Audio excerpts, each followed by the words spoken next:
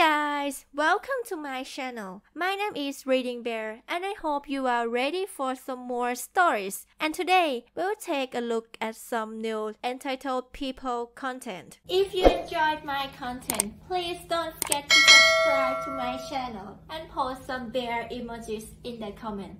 And now, let's dive right into the stories. The first story is titled, Neighbor used my private road and trespassed on my land, I taught him a lesson. Summary.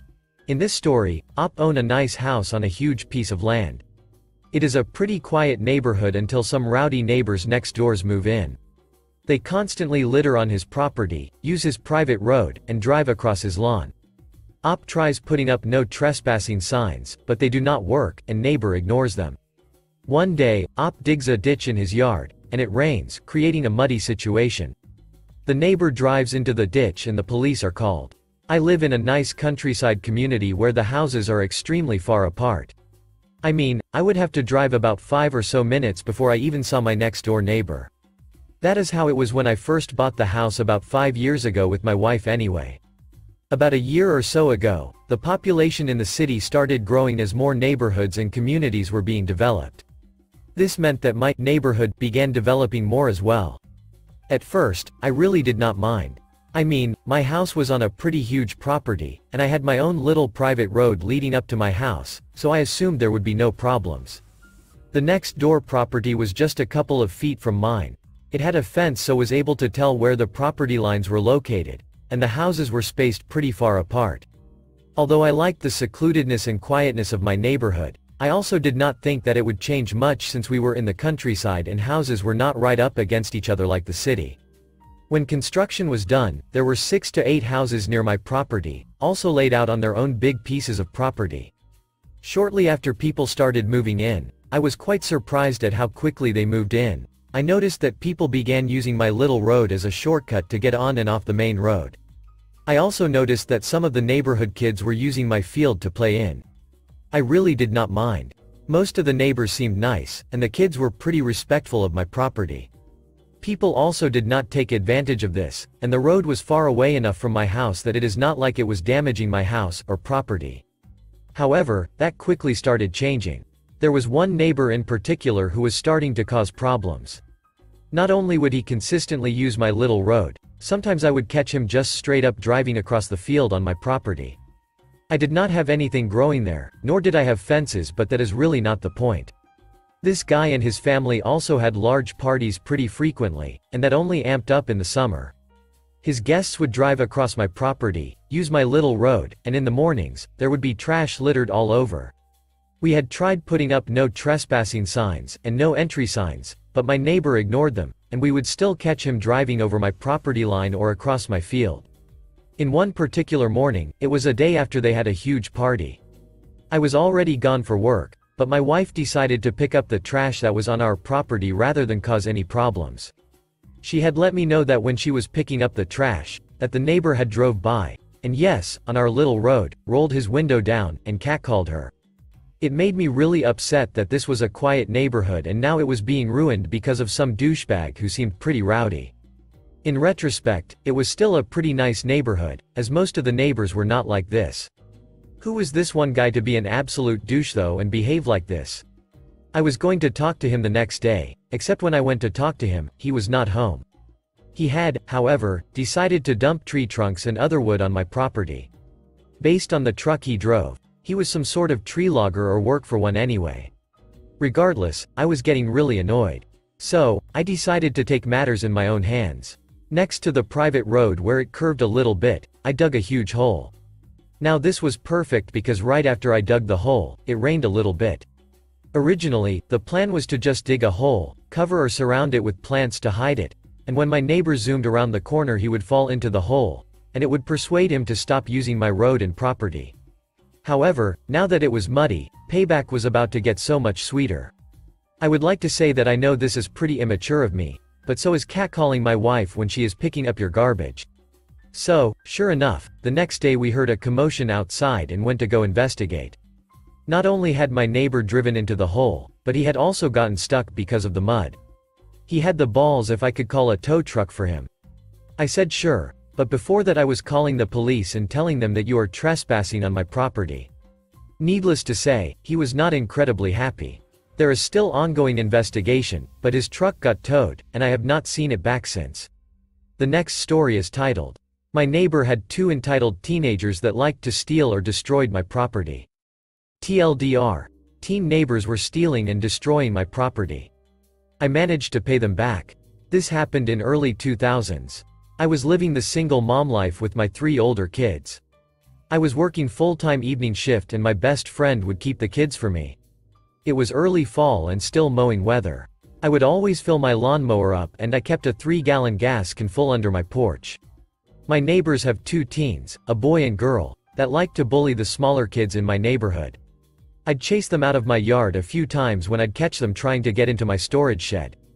Their dad had traded for them a 4-wheeler that they would constantly be on. After they got it, my gas can would mysteriously go empty every time I went to refuel. It didn't take a rocket scientist to figure out what was happening to it. Well, enough was enough.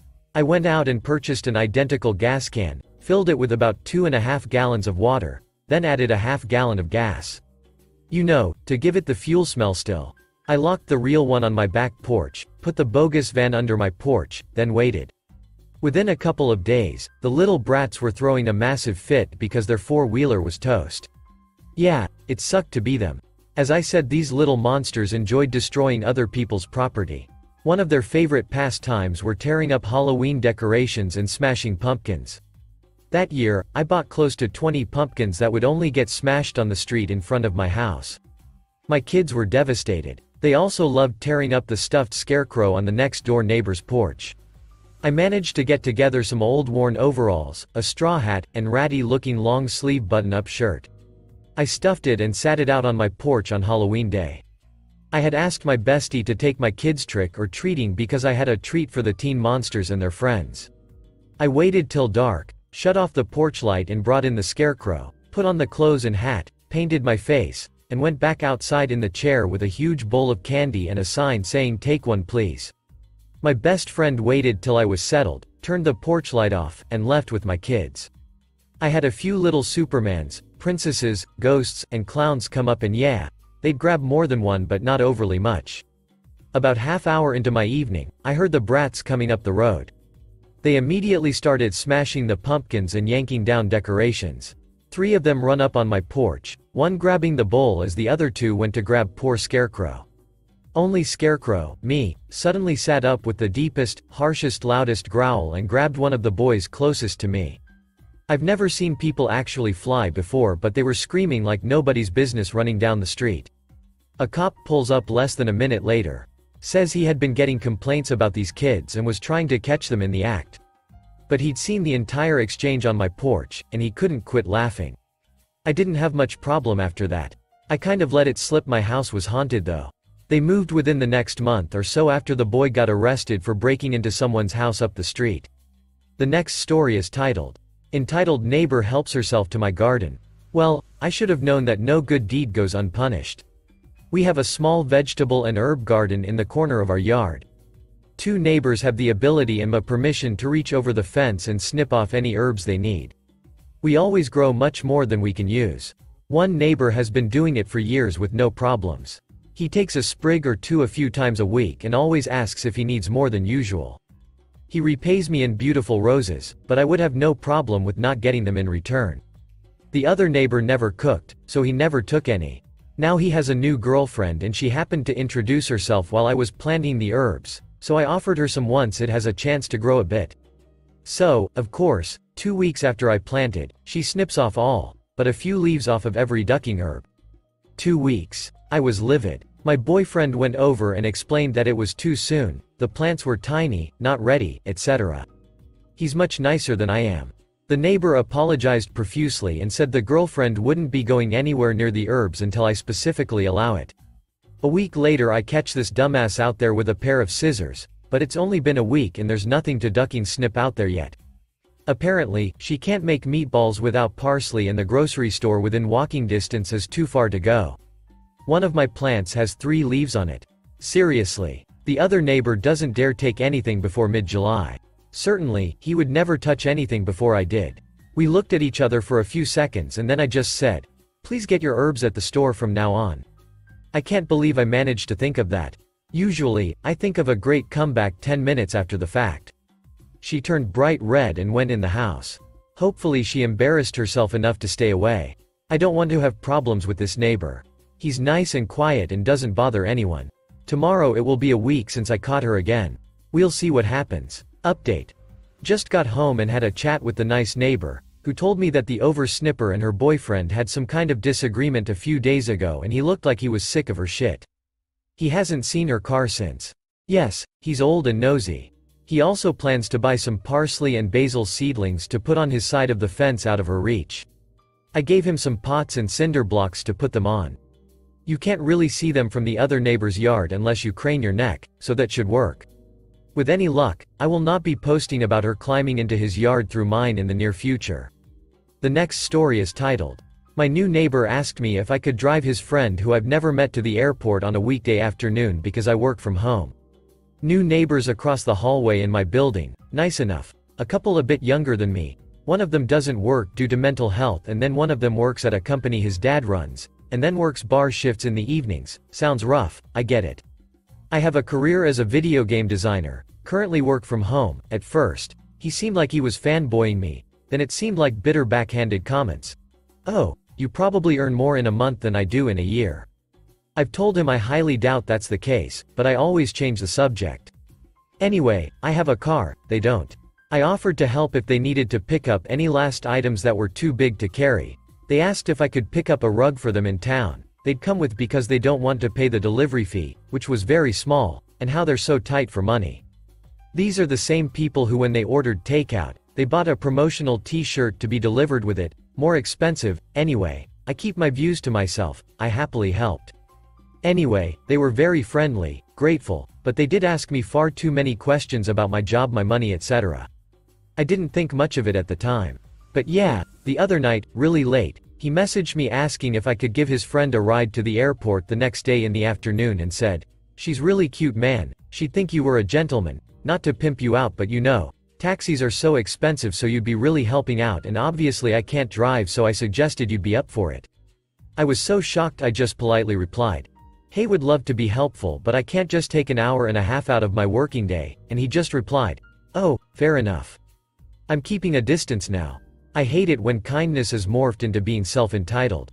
The last story is entitled "Neighbor Messes with the Neighborhood Dogs, Tries to Poison Them." My parents live in a small village with at most 20 people living there, and almost as many dogs around. My dog involved in this story is a lovely Maltese dog, called Jackpot. Kind of a weird name, don't you think? My mother used to buy those small money tickets games, and despite losing many times we always got the jackpot at the end of the day. Kind of a silly name, but I loved it. He was around 3 years old at the time, and pretty much running all the time. Jackpot was also quite the eater, and he tried to take everything he could see: dog food, discarded bones, even snails. This will be relevant later. This story is about a neighbor, kind of a stretch to call him neighbor. He lives in a larger town about 3 miles away, who used to walk his dog in the countryside. And at one point, he decided our little village was the perfect place for his evening walk. The first event happened near Christmas in 2017.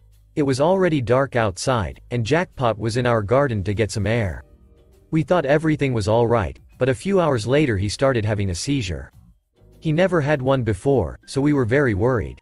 Most importantly, his seizure never seemed to stop for more than a few minutes. We took him to the vet and left him there for the night. As I was leaving for school tomorrow, I received a call from my mother. According to the vet, my dog ate rat poison recently and he wouldn't be able to survive for another day. What does this have to do with the entitled guy? He was the only one sighted outside at around that time. And we sure didn't put rat poison in our own garden. In the end, that claim was too weak to prove it was him, so this never escalated. That day was the peak of the problems, but they were not the only one. For as long as he walked around our village, always by 7 p.m., all the dogs started barking mysteriously. Was this because they hated him? It could be, but even the usually calm ones were making noise. And one night, my mother caught him red-handed. He was intentionally shaking the fence to make some noise and alert them. He vehemently denied it, but my mother knew what she saw. And when she talked about it in the neighborhood, she heard several stories similar to what she witnessed. We don't know what caused him to do this. Maybe he just wanted to annoy us. Maybe he wanted to make them look bad. Finally, he realized we were all against him, so he decided to walk his dog to another village. I sure hope he was nicer to them.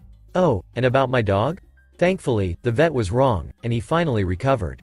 It was still a bit complicated, but it is no longer relevant to this story. Thanks for listening.